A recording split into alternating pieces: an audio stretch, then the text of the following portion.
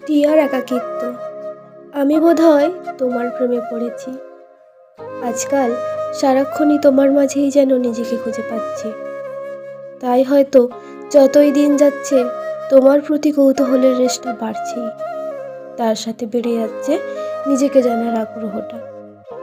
এই যে প্রতিটা রাত নির্গমহীনতায় তোমার সাথে নিজেকে নিয়ে যাপন করছি, এর যে মধুর সময় আর কি আছে বলো?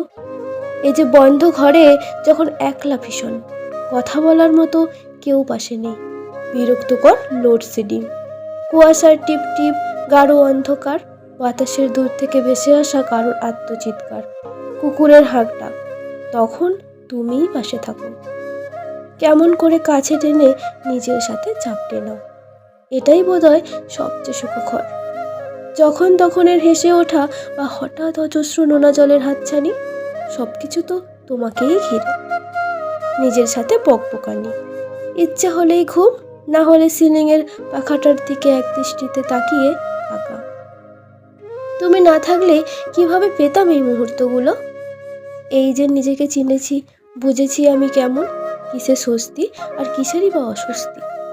আমার ভালো কিংবা মন্দ লাগা সব কিছু তো তুমিই ছিলে বলেই বুঝেছি। আর হয়তো তাই আজকাল তোমাকে যাপনের নেশাটা প্রখর থেকে প্রখরতর হচ্ছে। এই জন্যই মনে হচ্ছে তোমার চাইতে সুখের মুহূর্ত আর কিছুতেই নেই, কিচ্ছুতে নেই। ইতি, তোমার যাপনের নেশায় মত্ত হওয়া এই আমি।